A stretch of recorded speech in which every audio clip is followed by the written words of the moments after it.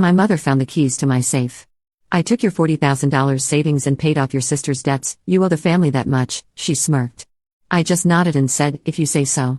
An hour later, my uncle walked in and asked, where's the investment fund I trusted you with? Mom's face turned white. I leaned over, whispered 3 words, and watched him dial a number. 10 minutes later, headlights lit up the driveway. My name is Jessica, and I'm the middle child in what most people would call a traditional American family. We live in suburban Ohio, where everyone knows everyone's business, and family loyalty is supposed to trump everything else. My older sister Madison has always been the golden child, homecoming queen, sorority president, married her high school sweetheart right after college. My younger brother Tyler is the baby who can do no wrong, currently finding himself through various failed business ventures that my parents bankroll without question. And then there's me. The responsible one. The one who worked 2 jobs through college, graduated with honors, and landed a solid position as a financial analyst at a regional investment firm. The one who never asked for money, never caused drama, and somehow always ended up paying for everyone else's mistakes. My mother, Patricia, has perfected the art of emotional manipulation over the past 30 years of marriage to my father. She's the type of woman who volunteers at church every Sunday while gossiping about the neighbors, who posts inspirational quotes on Facebook about family love while treating her own children like chess pieces in some twisted game. My father, Robert, is a good man but has been so worn down by years of keeping the peace that he's become little more than a yes man to whatever Patricia decides. The trouble started 6 months ago when Madison's husband Derek lost his job.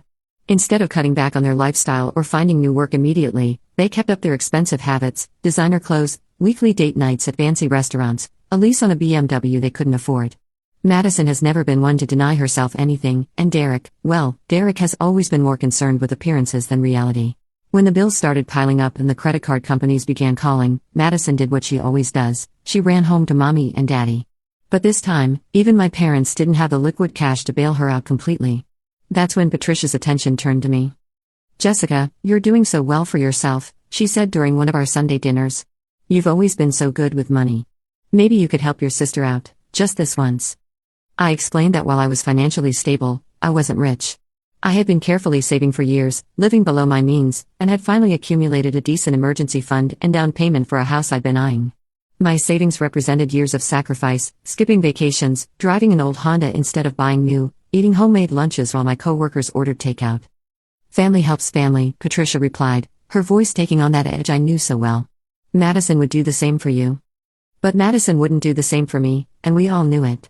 When I was struggling through college, working at a campus bookstore and a local coffee shop just to make ends meet, Madison was pledging a sorority and asking my parents for money for formal dresses. When I needed help moving apartments, Madison was always too busy. When I was laid off for 3 months during the recession, she never even called to check on me. Still, I offered what I could, $1,000 to help with their most pressing bills. It wasn't enough. It was never enough. The pressure campaign intensified over the following months. Suddenly, every family gathering became an opportunity for Patricia to mention Madison's struggles, to hint at how much I was earning, to question why I needed so much money sitting in the bank anyway. Tyler, ever the mama's boy, joined in with comments about how I was being selfish and how the family needed to stick together. You know, Patricia said one evening after Madison had left in tears over another foreclosure notice, I raised you to be better than this. I raised you to care about your family. That cut deep because I did care about my family. I cared enough to listen to Madison's complaints every time she called. I cared enough to drive Tyler to the airport when he needed rides. I cared enough to send my parents flowers on their anniversary and thoughtful gifts at Christmas. But caring apparently meant something different to them than it did to me. The final straw came 3 weeks ago when Patricia announced that she had found the spare keys to my home safe. I had been staying with my parents for a few days while my apartment was being fumigated. It was supposed to be a simple arrangement: sleep in my old room, help out around the house, spend some quality family time together. I should have known better. I came home from work on Wednesday to find Patricia sitting at the kitchen table with a satisfied smirk on her face. In front of her were the bank withdrawal slips I kept in my safe, along with the cash I had been saving to avoid paying taxes on a large purchase. I took your $40,000 in savings and paid off your sister's debts, she said, as casual as if she were telling me she had watered my plants. You owe the family that much. The words hit me like a physical blow. $40,000. Years of careful saving, gone. The down payment for my house, gone. My emergency fund, gone. All of it handed over to Madison, who would probably blow through it again within a year. You had no right, I said, my voice barely steady. That was theft. Patricia's smirk widened. It's not theft when it's family money helping family. You'll understand when you're older and have children of your own. Madison needed it more than you did. I needed it for my house. You can save up again. You're young. Madison has a family to think about. The casual cruelty of it took my breath away. 28 years old, and my mother still saw me as nothing more than a backup bank account for her favorite child. I looked around the kitchen where I had eaten breakfast every morning for 18 years, where I had done homework at that same table, where I had celebrated birthdays and holidays, and I felt like a stranger. I just nodded and said, "If you say so." Patricia looked pleased with my response, probably interpreting it as acceptance or resignation. She had no idea that I was already planning my next move. You see, what my mother didn't know was that the money she had stolen wasn't just my savings. 3 months earlier, my uncle Marcus had approached me with a proposition. Marcus is my father's younger brother, a successful contractor who had built a small real estate empire over the past decade. He's always been the uncle who remembered birthdays, who took genuine interest in our lives, who treated us like actual people instead of pawns in some family drama. Marcus had been looking for someone trustworthy to help manage a portion of his investment portfolio. He knew about my background in finance, knew I was reliable, and knew I had a good track record with money management. He offered me a sweet deal. I would hold $50,000 of his money in my safe as part of a short-term investment strategy, and I would earn a 5% commission for managing it. It was a legitimate arrangement. I had the paperwork, the contracts, everything properly documented. Marcus trusted me because I had never given him reason not to. The money was supposed to be held for 6 months while he waited for a particular property deal to close. When Patricia broke into my safe and stole what she thought was my money, she had actually stolen Uncle Marcus's investment fund. My own savings had been in a separate account entirely. I didn't tell her this immediately. Instead, I went upstairs to my childhood bedroom and made some phone calls. First, I called my bank to report the theft and begin the process of filing a police report. Then I called Uncle Marcus. "Marcus," I said when he answered. "We need to talk." An hour later, Marcus walked through the front door of my parents' house. Patricia was in the living room, watching her evening shows and probably feeling very pleased with herself. She looked up when Marcus entered, giving him one of her practiced smiles. "Marcus, what a nice surprise," she said. "Robert's in the garage if you're looking for him." "Actually, Patricia, I'm here to see you," Marcus replied, his voice carrying a tone I had rarely heard from him. "I need to ask you about something." "Jessica, where's the investment fund I trusted you with?" The color drained from Patricia's face so fast I thought she might faint. Her eyes darted between Marcus and me, and I could see the exact moment she realized what had happened. I leaned over and whispered 3 words in her ear: "Call the police." Patricia's mouth opened and closed like a fish gasping for air. I don't understand," she stammered. Marcus pulled out his phone. "Patricia, Jessica was holding $50,000 of my money in her safe. Money that I need for a business deal closing tomorrow." "Where is it?" I thought it was Jessica's money," Patricia said weakly. "You broke into my safe and stole money that wasn't yours," I said calmly. "Money that belongs to Uncle Marcus. Money that was part of a legal business arrangement." Marcus was already dialing. "This is theft, Patricia. $50,000 is grand larceny. I'm calling the police." "Wait," Patricia said, panic creeping into her voice. "I can fix this. I can get the money back." "From where?" I asked. "You already gave it to Madison to pay off her debts. Is Madison going to magically come up with $50,000? The next 10 minutes were a blur of Patricia trying to explain herself, making excuses, promising she could fix everything. Marcus listened with the patience of a man who had dealt with plenty of difficult clients over the years, but his expression remained stone cold. When headlights lit up the driveway, Patricia started crying.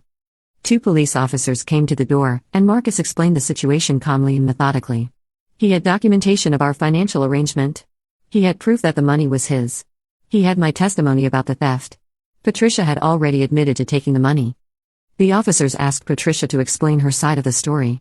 Between sobs, she tried to paint it as a family misunderstanding, a mother trying to help one daughter by borrowing from another.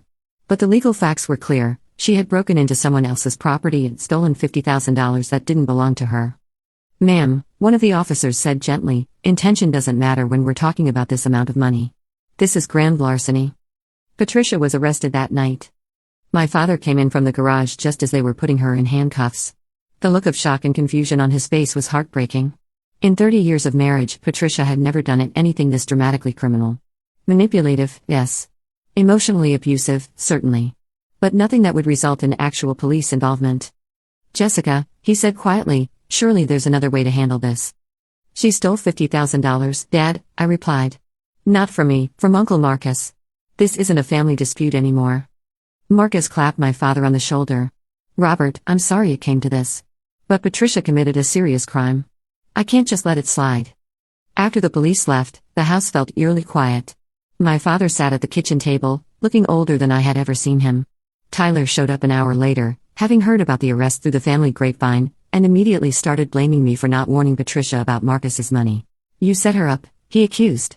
You knew she would think it was your money. I didn't set anyone up, I said calmly. I didn't break into anyone's safe. I didn't steal anyone's money. Patricia made her choices. Madison arrived shortly after Tyler, her face blotchy from crying. Jessica, you have to drop the charges, she pleaded. You can't send Mom to prison over money. It's not up to me, I explained for what felt like the 100th time that night. Uncle Marcus is the victim. It's his decision. Then convince him, Madison demanded. You're his niece. He'll listen to you. I looked at my sister, really looked at her. Even in crisis, even with our mother sitting in a jail cell, Madison's first instinct was to demand that someone else fix the problem for her. She wasn't offering to return the money. She wasn't taking responsibility for the chain of events that had led to this moment. She was simply expecting me to wave a magic wand and make it all go away. No, I said simply. No? Madison's voice rose to a near shriek. Jessica, this is our mother we're talking about. Our family. Our mother stole $50,000, I replied. She broke into my safe, took money that didn't belong to her, and gave it away without permission. Those are the facts. Tyler jumped in again. She was trying to help me and Madison. She was being a good mother. A good mother doesn't commit felonies, I said. A good mother doesn't teach her children that they're entitled to other people's money just because they want it. The argument continued for another hour, but I was done engaging. I packed my things and went to a hotel for the night, leaving my father, Tyler, and Madison to figure out their next steps without me. Patricia spent the night in jail and was released on bail the following morning. The charges were serious: grand larceny in the first degree, breaking and entering, and theft of property over $50,000. Her court date was set for 6 weeks later. In the meantime, the family dynamics exploded completely. Madison tried everything she could think of to pressure me into convincing Marcus to drop the charges. She showed up at my workplace, crying and begging. She sent me dozens of text messages alternating between guilt trips and threats. She even tried to get mutual friends and extended family members to intervene on her behalf. Tyler took a different approach, spreading rumors around town about how I had set up our mother and was destroying the family out of spite. According to him, I was a cold, calculating person who cared more about money than family bonds. My father, caught in the middle, tried to play peacemaker. He called me every few days, asking if there was anything that could be worked out, any compromise that could be reached. I felt sorry for him, but I also couldn't understand how he had enabled Patricia's behavior for so many years. Dad, I said during one of these conversations, she stole $50,000. If a stranger had broken into my house and stolen that much money, would you be asking me to forgive them? But she's not a stranger, he replied weakly. She's your mother. That makes it worse, not better. Marcus, to his credit, never wavered. He could have accepted a payment plan or agreed to some kind of family mediation, but he chose not to. When I asked him why, his answer was simple. Jessica, he said, Patricia didn't just steal money. She violated trust in the worst possible way. She broke into your safe, stole money that she knew wasn't hers, and then acted like she had done something noble. If I let this slide, what message does that send? That family members can commit crimes against each other without consequences? He was right, of course. But that didn't make the following weeks any easier. The worst part was how the extended family chose sides. Patricia's sisters rallied around her, spreading the narrative that I was vindictive and ungrateful. Some of my cousins stopped talking to me entirely. Even my grandmother, who had always been supportive, seemed confused and disappointed by my lack of forgiveness. On the other hand, Marcus's side of the family was completely supportive. They had always known Patricia was manipulative, and they saw this incident as confirmation of what they had suspected for years. Marcus's wife, my Aunt Linda, actually thanked me for finally standing up to Patricia's bullying. That woman has been emotionally abusing you kids for years, Linda said over coffee one afternoon. Someone needed to put a stop to it. The financial investigation that followed revealed even more disturbing information. When the police searched my parents' house as part of the case, they discovered that Patricia had been borrowing money from various sources for months. She had taken cash from my father's business account, sold some of my grandmother's jewelry without permission, and even cashed in a savings bond that Tyler had received as a graduation gift years earlier. The pattern was always the same: Patricia would identify money that she felt was available and then redistribute it according to her own priorities, usually in Madison's favor. She had apparently convinced herself that as the family matriarch, she had the right to make these decisions unilaterally. When confronted with this evidence, Patricia's defense was that she had been managing family resources and helping where help was needed most. She genuinely seemed to believe that her intentions justified her actions, no matter how illegal or harmful they were. The trial was scheduled for early December, just a few weeks before Christmas. By that time, the family had essentially split into two camps: those who supported Patricia and believed I was being unnecessarily cruel, and those who supported me and believed Patricia needed to face consequences for her actions. Madison had to sell her house anyway, despite receiving the stolen money. $40,000 had seemed like a lot, but it wasn't enough to solve the underlying problem of their overspending and Derek's unemployment. They moved into a rental apartment and, for the first time in their marriage, had to actually budget their expenses. Tyler, faced with the reality that the family bank account was no longer accessible, finally got a real job working for a friend's landscaping company.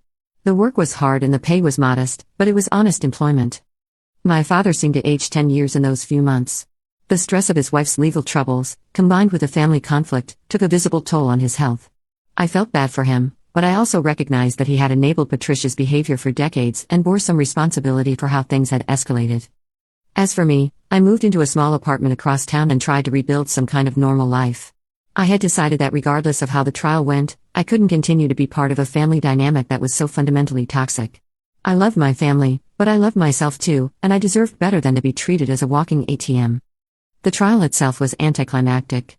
Patricia's lawyer tried to argue that this was a family dispute that had gotten out of hand, but the evidence was overwhelming. She had admitted to taking the money. She had no legal right to access my safe. The money belonged to Marcus, not to her or Madison. The judge was not sympathetic to arguments about family loyalty trumping property rights. Patricia was sentenced to 18 months in prison, with the possibility of parole after 12 months contingent on full restitution of the stolen money. She was also ordered to pay court costs and Marcus's legal fees. The restitution requirement meant that my parents had to sell their house and downsize significantly. My father found a small condo in a less expensive part of town, and they liquidated most of their savings to pay back Marcus. It was a harsh financial reality, but it was also the natural consequence of Patricia's choices. Madison and Tyler were furious with me throughout the entire process, but I had made peace with their anger. I realized that their support had always been conditional on my willingness to sacrifice my own interests for theirs. Once I stopped being useful to them in that way, they had no further use for me as a sister. My father and I maintained a relationship, though it was strained and sad. He visited Patricia in prison every week and continued to hope that the family could somehow be repaired after her release. I didn't share his optimism, but I respected his loyalty to his wife. Marcus and I grew closer through the ordeal. He had taken a significant financial hit by pressing charges. The legal fees and the time spent dealing with the case had cost him nearly as much as the original theft. But he never complained or suggested that he regretted his decision. "You know," he said one day as we were having lunch, "your grandmother always said that Patricia was trouble. She said Robert was too good for her and that Patricia would eventually cause real problems for the family. I guess Grandma was right." 6 months after Patricia was sentenced, I received an unexpected phone call from Madison. She had been calling sporadically since the trial, usually to berate me about the family situation, but this call was different. "Jessica," she said, and I could hear exhaustion in her voice. "Derek and I are getting divorced." I wasn't entirely surprised. Their marriage had been built on a foundation of financial irresponsibility and mutual enablement. Without the constant bailouts from my parents and the lifestyle they couldn't actually afford, the relationship had crumbled. "I'm sorry to hear that," I said, and I meant it. Despite everything, I didn't want my sister to be unhappy. "I've been thinking," Madison continued, "about everything that happened. About Mom, about the money, about how I treated you." She paused for a long moment, and when she spoke again, her voice was shaky. "I never said thank you." "Thank you for what?" "For standing up to her. For not letting her get away with it. I know you think I'm selfish, and you're probably right, but I've learned some things over the past year. I've learned that I can actually survive without constant help. I've learned that Derek and I were living a lie. I've learned that Mom's way of handling things was toxic for all of us." It was the first time Madison had ever acknowledged that Patricia's behavior had been problematic. I didn't know how to respond. "I'm not asking you to forgive me," she continued. "I know I hurt you, and I know I was part of the problem for a long time. But I wanted you to know that I understand now why you did what you did. And I'm grateful that you were strong enough to do it, even when the rest of us were angry with you." We talked for another half hour, and while it didn't magically repair our relationship, it was a start. Madison was going through her own process of recognizing how dysfunctional our family dynamics had been, and she was taking steps to build a healthier life for herself. Tyler, on the other hand, remained bitter and resentful. He blamed me for destroying the family and refused to have any contact with me. I was sad about losing my relationship with my younger brother, but I also recognized that Tyler had been the most damaged by Patricia's favoritism and manipulation. He might never be able to see the situation clearly. Patricia was released from prison after serving 11 months. She moved into a small apartment near the prison, as she was still on parole and had restrictions on her movements. She sent me a letter shortly after her release, but I returned it unopened. I wasn't ready for whatever apologies or justifications it might contain.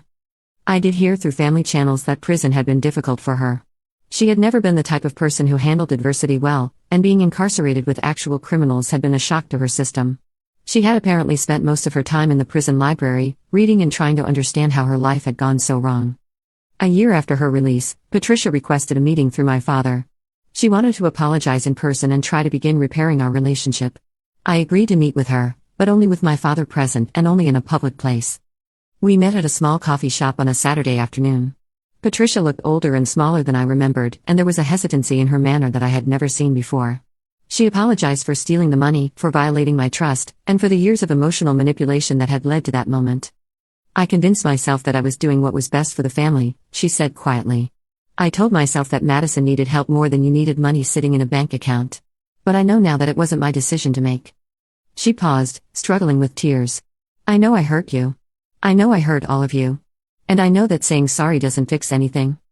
I listened to her apology, and while I could see that she was genuinely remorseful, I also recognized that the damage to our relationship was irreparable. Too much had happened. Too much trust had been broken. I accept your apology, I told her. But I can't have you in my life anymore. The pattern of behavior that led to the theft didn't start that day. It was the culmination of years of you treating me like I existed to serve the family's needs instead of having needs of my own. Patricia nodded sadly. I understand. I hope someday you might change your mind, but I understand. We parted ways that afternoon, and it was the last time I saw her in person. It's been 3 years now since that night when the police lights lit up my childhood driveway. I've built a new life for myself, one that's based on my own values and priorities rather than my family's expectations. I bought a modest house with the money I had saved, my actual savings, which Patricia never found, and I've been promoted twice at work. I maintain a relationship with my father, though we mostly stick to safe topics like sports and the weather.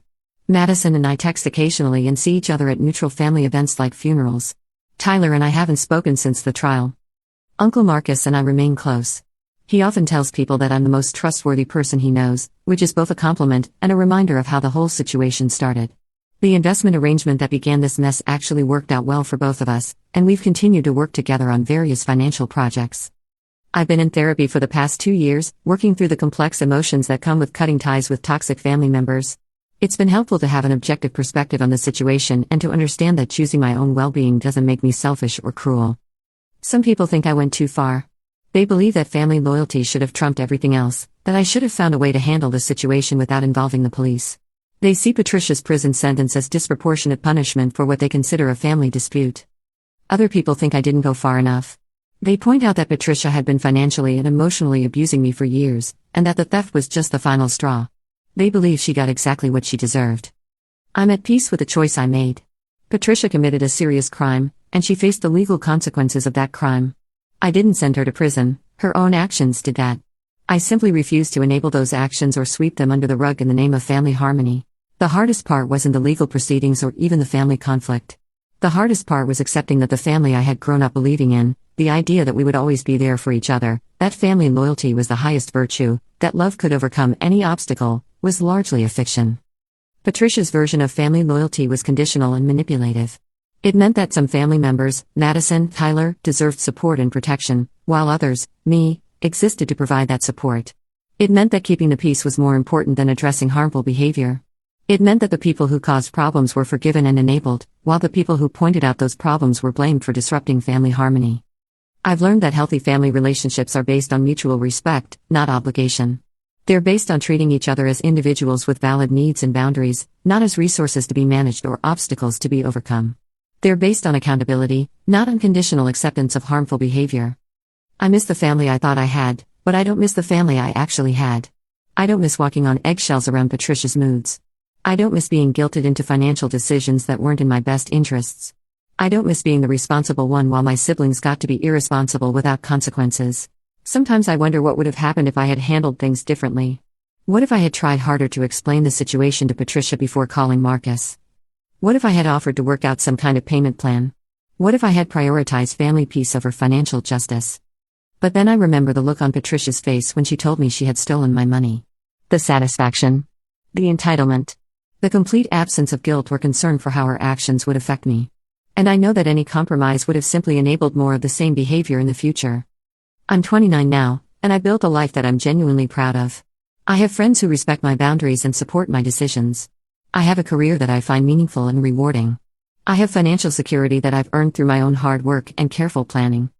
I also have a family, just not the one I was born into. Marcus and Linda have become like second parents to me. I'm close with several cousins on both sides of the family who understood and supported my decision. I've developed strong friendships with people who share my values and treat me with kindness and respect. Most importantly, I have self-respect. I learned that I'm worth more than being someone else's financial safety net. I learned that my needs and boundaries matter just as much as anyone else's. I learned that sometimes protecting yourself requires making choices that other people won't understand or approve of. The 3 words I whispered to Patricia that night were call the police. But if I could go back, I might choose 3 different words. I choose me. Because that's really what this story is about. It's about choosing yourself when your family won't choose you. It's about refusing to be sacrificed for someone else's comfort. It's about recognizing that love without respect isn't really love at all. Patricia made her choice when she broke into my safe. Madison made her choice when she accepted stolen money without question. Tyler made his choice when he blamed me for the consequences of actions I didn't take. My father made his choice when he prioritized keeping the peace over protecting his daughter. And I made my choice too. I chose justice over family harmony. I chose accountability over enablement. I chose my own future over everyone else's comfort. I don't regret it. Not for a single day. For anyone reading this who might be in a similar situation, I want you to know that you don't owe your family your financial security, your mental health, or your future happiness. You can love your family and still protect yourself from their harmful behavior. You can wish them well and still maintain boundaries that they don't like. Family is supposed to be a source of love and support, not a burden you carry at your own expense. If your family is treating you like an ATM, like a problem solver, like a sacrifice to be made for everyone else's benefit, then they're not treating you like family, they're treating you like a resource. You deserve better than that. We all do. Sometimes love means saying no. Sometimes loyalty means refusing to enable destructive behavior. Sometimes family means the people who choose to treat you well, not the people who share your DNA. Those headlights in the driveway that night represented more than just police officers coming to arrest my mother. They represented justice. They represented accountability. They represented the moment when I finally stopped being the family scapegoat and started being my own person. It was terrifying and heartbreaking and liberating all at the same time. But it was also necessary. 3 years later, I'm still here. I'm still standing. I'm still proud of the choice I made that night. And I would make the same choice again. Update, 6 months later. I wanted to add a quick update since this post got so much attention and so many people asked for follow-up. Patricia completed her parole successfully and has apparently been attending therapy regularly. Through my father, I've heard that she's working part-time at a nonprofit and living very modestly. She still hasn't reached out to me directly, which I appreciate. Madison has thrived since her divorce. She got a job in marketing and has been consistently employed for over a year now. We've had coffee a few times, and while our relationship is still complicated, I can see that she's genuinely trying to build a healthier life. She's been attending Al-Anon meetings, recognizing that our family dynamic was similar to addiction patterns, and has been learning about boundaries and codependency. Tyler is still angry and blames me for ruining everything, but I've heard through other family members that he's been steadily employed and is in a relationship with someone who seems to have a positive influence on him. My father and I have dinner once a month now, and our relationship has slowly improved. He's started to acknowledge some of the unhealthy patterns in our family and has even joined me for a few therapy sessions to work on our communication. As for me, I'm in a serious relationship with someone wonderful who was actually introduced to me by Uncle Marcus. He knows the whole story and has been incredibly supportive of my decision to prioritize my own well-being. To everyone who sent supportive messages or shared their own similar stories, thank you. It helped to know that I wasn't alone in dealing with family financial abuse and manipulation. The most common question I got was whether I feel guilty about Patricia going to prison. The honest answer is that I sometimes feel sad about it, but I don't feel guilty. Actions have consequences, and the consequences Patricia faced were the direct result of her choice to commit a felony. I didn't choose those consequences for her, she chose them for herself. Stay strong, everyone. You're worth fighting for, even when your family won't fight for you.